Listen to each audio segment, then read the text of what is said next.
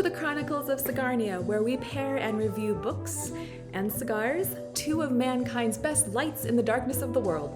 That was way darker than I meant it to be.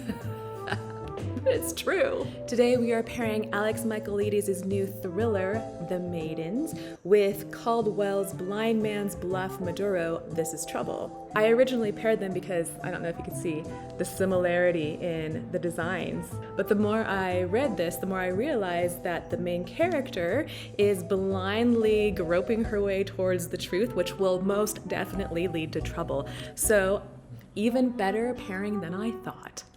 Serendipity. Okay, let's start with the cigar. Here we have the Caldwell Blind Man's Bluff Maduro, This Is Trouble. No, I'm not saying this is trouble, that is actually the name of the cigar. It is this lovely dark brown, almost burgundy color. It's a little bit veiny, a little bit oily. It's actually very handsome as far as the coloring goes. And that burgundy color goes really well with the band. Someone put a lot of thought into the color scheme in this. This lower band has letter pressed on it the words, This Is Trouble. And you can see the burgundy turn up as accents in the gold foil for the upper band. And then there's the kind of creepy cameo portrait on this one that Caldwell puts on a lot of its different cigars. I'm not necessarily going to frame it and put it next to my bed. We own the night. Indeed. Very earthy. All right, let's cut this.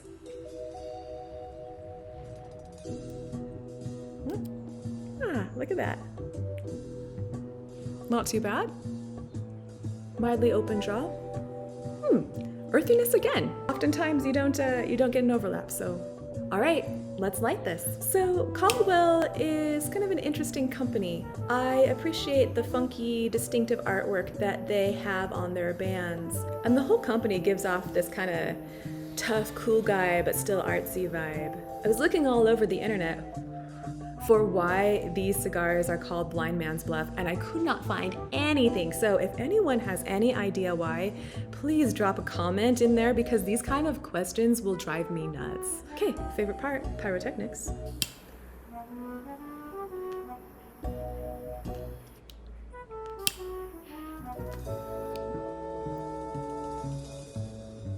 Maybe one more.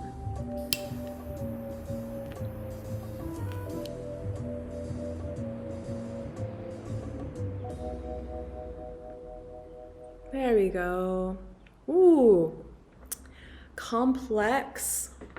There's a lot of flavors, but I think the main one I'm tasting is that earthiness that I got from the pre-light draw of all things. But this time it's a little bit of a green earthiness. Unusual because you don't usually have those flavors from the pre-light draw carry over like this, but fun. The book. Today we have the book The Maidens by Alex Michaelides, intertwining Greek mythology with the murder of a young woman in Cambridge. The heroine is convinced that the murderer is a charismatic Greek tragedies professor, and she goes about trying to solve the murder. The bodies multiply, the gloomy atmosphere abounds, and the twist at the end will make you say, "Oh my God," out loud like I did at 3 in the morning. Okay, let's go on to the first third of the cigar. What I have so far is a lot of flavors. It's pretty intense. There is some nuttiness, there is some cocoa powder, but underneath it all, the main flavor I'm getting is still that earthiness, still around. The draw is a little bit tight, but I'm not doing the supermodel face when I'm, so it's okay. The smoke, kind of smoky, but every once in a while I'll get a burst of caramel out of the room notes of this. This ash is pretty flaky, and you can see I've already lost a little bit of the ash through my gesturing, probably in my hair, typical. But yeah, so far so good. Okay, let's go back to the book. So one thing I really appreciated about this book was how streamlined it was. Streamlined to within an inch of its life, I would actually say, if I'm being honest.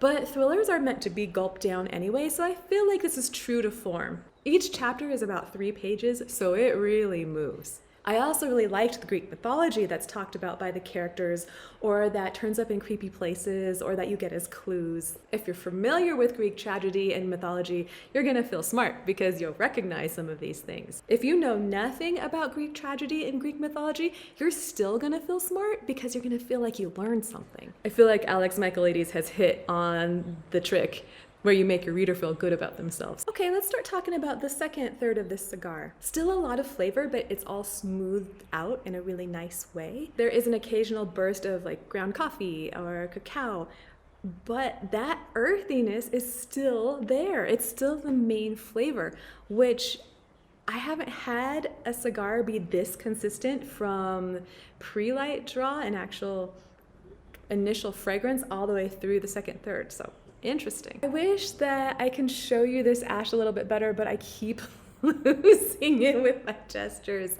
I would say it's not flaky so much as grainy. It almost looks sandy, which totally explains why it's not holding together when I am gesticulating about Greek mythology or cigar. Okay, back to this book.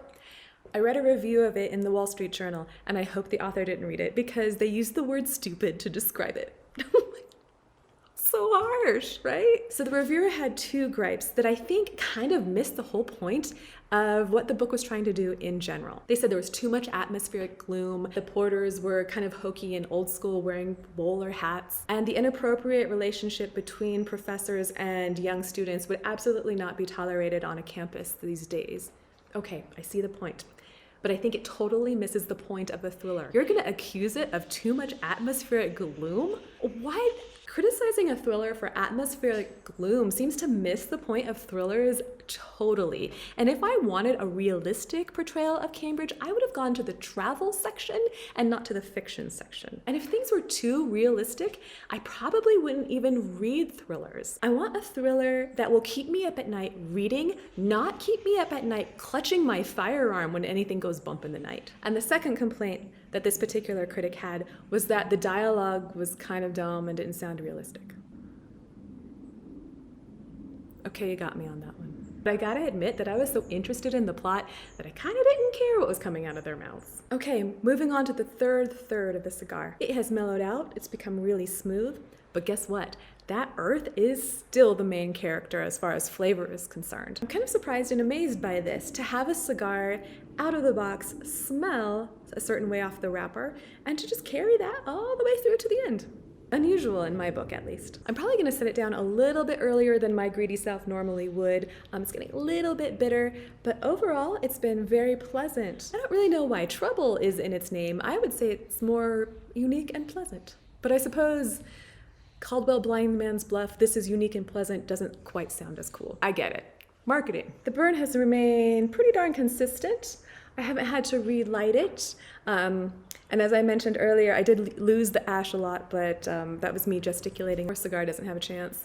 So as far as the fourth third of the cigar, or how it sticks around, it doesn't really stay with you, that smoke scent. There's a little bit, but it's not really hanging out, which is convenient if you have to do something like go see your grandmother. Despite the intense flavors, I would say this is a mild to medium smoke. I didn't have very much to eat today, and I still feel like a normal human being. I mean, as normal as someone who does book cigar pairing reviews on YouTube can be, which I guess is not very normal. So this cigar took me about an hour and a half, and it was about $10. It's oddly consistent from the very beginning to the very end. So for the intense flavor experience, I would say it's definitely worth it. So before we move on to what comes next, I want to say thank you so much to those of you who have subscribed. If you haven't, please consider doing so. Please consider passing me on to anyone who you think might be slightly interested. Thank you to my tasting panel, as always, and my quality control gentleman who watches early versions of this for me. Thank you for your kind comments, but most of all, thank you so much for watching. For next time, oh my gosh, people, I am halfway through this shaggy monster. And I'm going to pair it with another Don Pepe Garcia from my father. I'm a little intimidated, I'm not gonna lie. So until then, I hope you're smoking some good cigars, I hope you're reading some fun books, and ideally, I hope you're doing them both at the same time. Thank you so much again for watching. I'll see you again. Okay, smoke ring time. Lame. More like smoke muffins.